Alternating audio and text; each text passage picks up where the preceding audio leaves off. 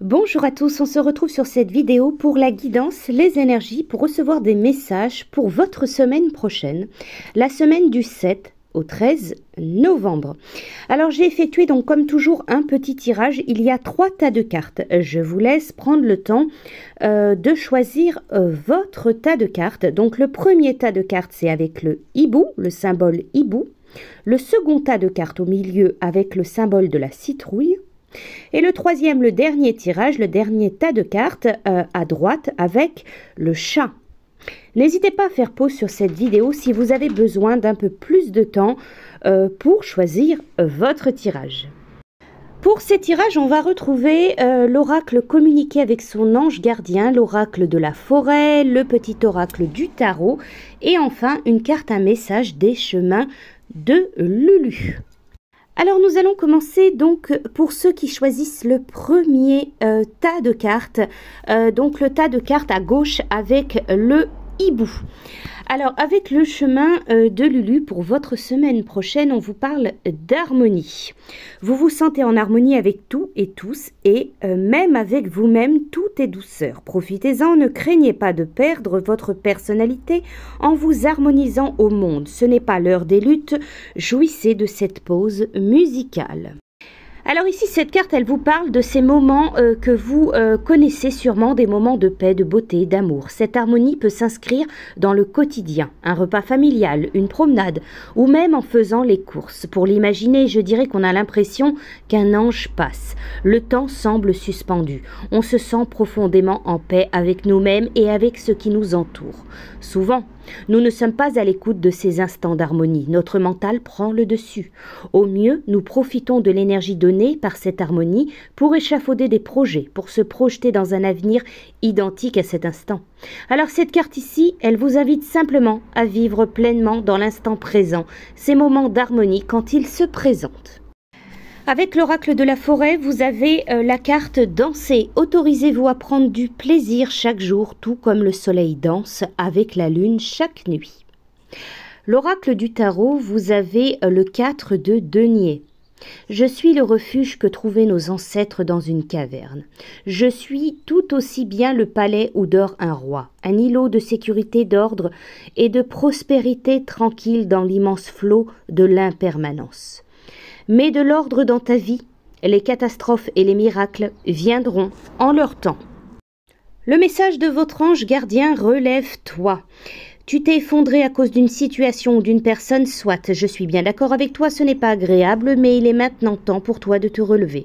Regarde ce que tu as déjà accompli dans le passé. Sois-en fier et sers-toi de ces images pour t'aider à te remettre debout. Continue de croire en tes rêves, ils sont plus que jamais à ta portée. Votre ange gardien ici, il veut vous aider à vous relever, mais il vous faut vous aider vous-même. Les épreuves et les déceptions font partie de la vie terrestre et vous devez les accepter. Sachant que vous avez toutes les capacités en vous pour vous remettre sur pied et passer à l'action dès maintenant. Soyez sans crainte, votre ange gardien, il placera sur votre route les bonnes personnes pour vous soutenir et des intervenants efficaces pour vous guider. Voilà pour vos messages pour la semaine prochaine. Nous allons passer à ceux qui ont choisi le tas de cartes numéro 2, donc le tas de cartes avec la citrouille. On va vous parler de résilience. Soyez fort face aux épreuves de la vie, telle une forêt qui résiste à un orage. Avec l'oracle du tarot, vous avez la carte de la justice. Oseras-tu me regarder dans les yeux? Je suis la patience de la femme enceinte, qui attend le bon vouloir de son enfant à naître. Je suis l'implacable témoin du juste et de l'injuste. Je suis ton pouvoir de dire vraiment non pour apprendre à dire vraiment oui. Je suis ce qui en toi mûrit. Avec les chemins de Lulu, on vous parle d'ouverture. En entrouvant le voile tissé soigneusement depuis votre enfance autour de votre monde connu, vous avez accédé à un autre plan de compréhension du monde. Celle-ci est universelle. Acceptez et partagez ce magnifique cadeau. Ne permettez plus au voile de vous recouvrir. Il est nullement protecteur, il vous enferme. Alors ici, cette carte de l'ouverture, elle vous dit que vous avez accédé à un autre plan de compréhension du monde et de vous-même. Cette carte, elle vous demande d'être particulièrement vigilant. Cette ouverture, elle mérite d'être exploitée. Ne nous replions pas, explorons, avançons courageusement. Nous avons eu un déclic, cela peut être dans le domaine de la spiritualité, bien sûr, mais aussi philosophique, scientifique, littéraire, culturelle. Le ressenti lié à cette carte est un voile qui s'ouvre. Toutefois, cela peut être si imperceptible et paraître si complexe qu'il est très facile de le zapper. Il convient, quand on sort cette carte, donc cette carte de l'ouverture, de s'interroger afin de déterminer de quel déclic elle nous parle et de s'armer de courage pour élargir l'ouverture. Votre ange gardien vous transmet pour la semaine prochaine le message de l'importance des plumes sur votre route. Ces plumes que tu trouves sur ton chemin sont l'un de mes signes. Je veux que tu saches que je suis là avec toi et que les pensées qui traversent en ce moment ton esprit sont en accord avec ta mission de vie. Cela veut dire que tu es sur le bon chemin. Prends ces signes que tu trouves sur ta route et ouvre-toi à moi. Écoute ce que j'ai à te dire. Alors ici, avec cette carte, votre ange gardien, il vous dit de continuer à suivre vos pensées, peu importe ce que vous êtes en train de vivre. Trouver une plume est sans conteste l'un des plus beaux signes que l'on puisse recevoir de son ange gardien. Cela est dû en grande partie à la croyance que les anges ont d'immenses ailes sur le dos.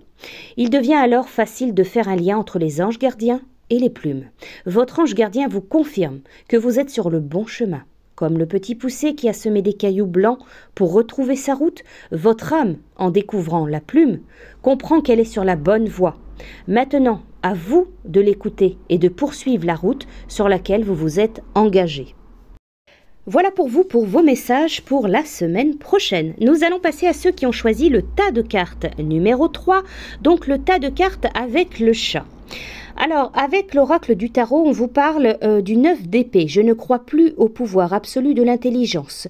J'ai appris que même la vérité est relative. Accuser un petit enfant qui triche en jouant aux cartes, à quoi bon? Je préfère le féliciter de sa victoire et sourire sans bruit de mon pieux mensonge. Je n'ai plus besoin d'avoir raison. Avec l'oracle de la forêt, on vous parle de voyage. Reliez-vous à de nouveaux mondes.